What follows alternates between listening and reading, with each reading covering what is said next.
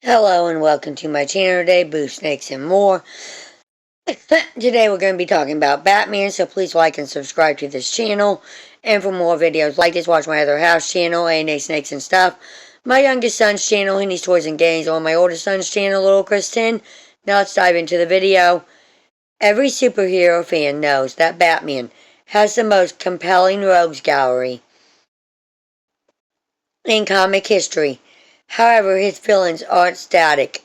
Over the decades, many have only become more and more terrifying. But there are also a few who have meowed, becoming significantly more sympathetic, mellowed, becoming significantly more sympathetic, or even heroic. For this list, we're looking at the characters who started out extreme and became more reasonable, and the characters who started out as minor threats and became unholy terrors. When Batman started his crime-fighting career, he preferred operating alone, but over the years, he has had multiple sidekicks assisting him in his vigilante activities. Today at Screen Rant, we count down some of Batman's most loyal and powerful sidekicks. Tim Drake is the third Robin in Batman's life, but Drake immediately stands out with better detective skills. While his hand-to-hand combat is as impressive as other Robins, it's his investigative expertise These that categories, Batman really values. as well as This some Robin honorable has an equal mentions. in this sense. It's no wonder that Batman sometimes feels that Tim Drake might be an even better detective than him. After all, Drake was the first one in the comics More who terrifying revealed Riddler. Batman and Nightwing's real identity. For decades, Riddler was depicted as a thief Costumed who heroine, loved puzzles and showing off his female sidekick, intelligence. Instead, Riddler stayed so low threat and an attitude for so long that one of his Unlike most many Robins in famous Batman stories Week, is when Barbara didn't get personal when fighting it's a with door Batman becoming of the Riddler, Neil Gaiman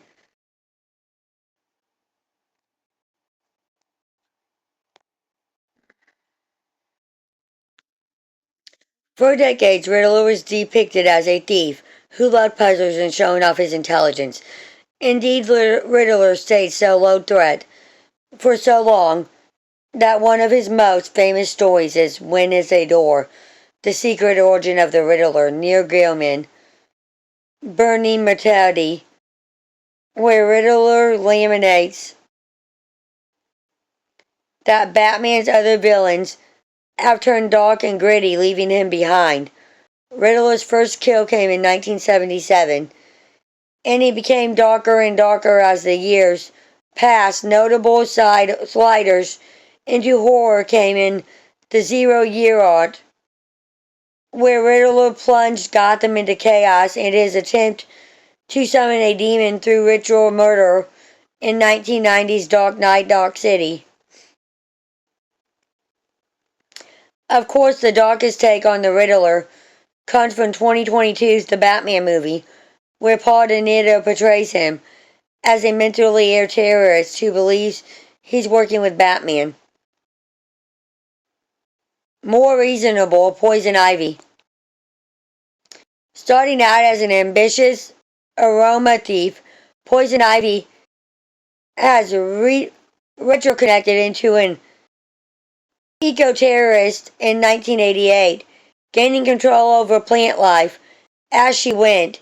In the past, Poison Ivy has been depicted as an outright threat to all human life, hoping to kill our Homo sapiens to gift Earth back to its natural fauna. However, as time has passed, real-world readers have grown a little more aware of ecological issues. As attitudes have changed, Poison Ivy has been depicted as more of an anti-hero, and even sometimes as a hero, with her relationship with Harley Quinn humanizing her even further.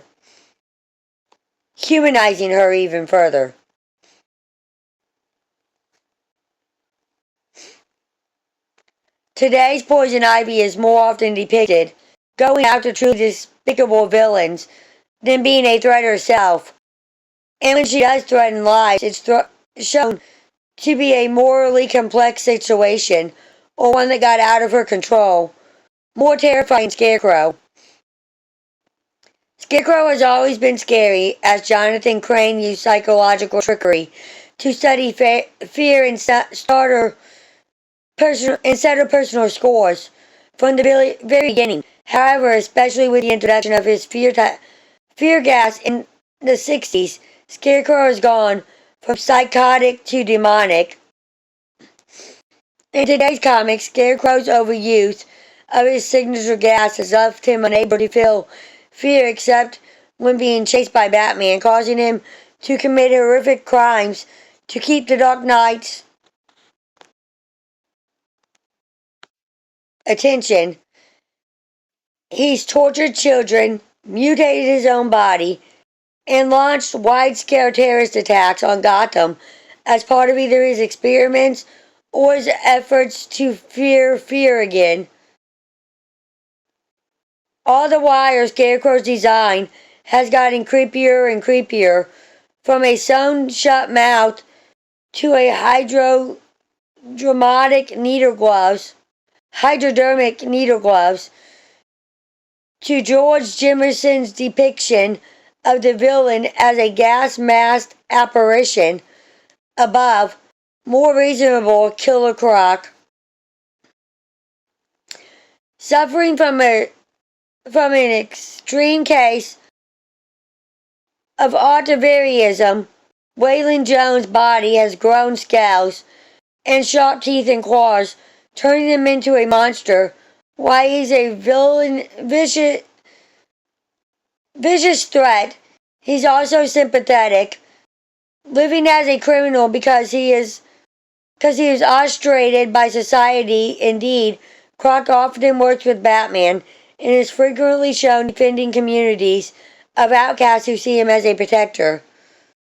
That's a million miles from his first appearance in 1983, Detective Comics number 523, where he was a vicious gangster who murdered the aunt who raised him. Killer Croc was even responsible for killing the parents of second Robin, Jason Todd, by feeding them to crocodiles, a dark act which was later retroconnected out of canon.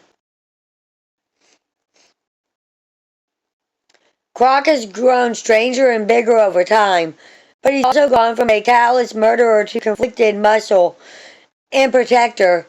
Honorable mentions: the Joker, Batman's nemesis, is so chaotic and variable that it can apply to both categories on this list.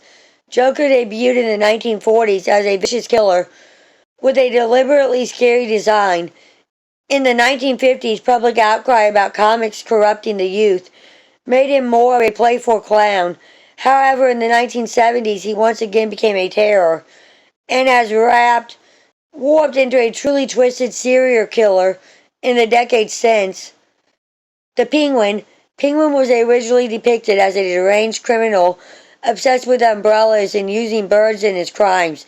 Today, he's way more of a vicious gangster who would personally bite your throat out if you cross him, but who will strike a deal and even inform on other villains if the price is right. Does that make him more or less terrifying? You decide.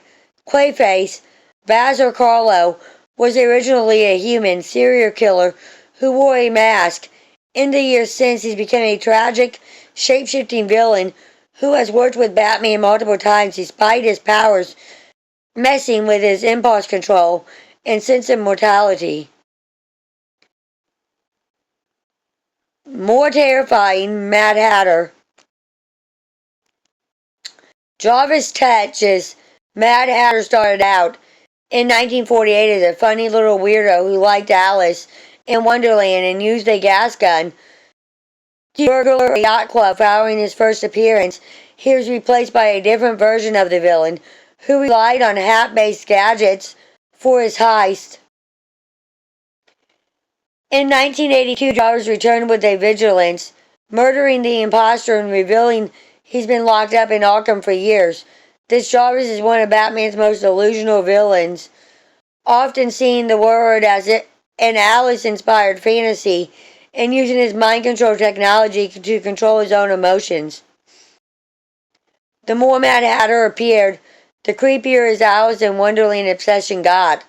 With some extremely dark implications, Robin Year One duplicates him, using his tech to kidnap and traffic teenage girls, while the iconic Arkham Asylum, a serious house on Sirius Earth, strangely implies he's a sexual predator.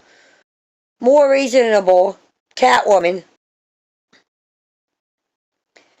The ultimate feminine fatale, Catwoman straddles her line between hero and villain, fighting for Gotham's underclass the way she thinks is best, even if it clashes with Batman's principles.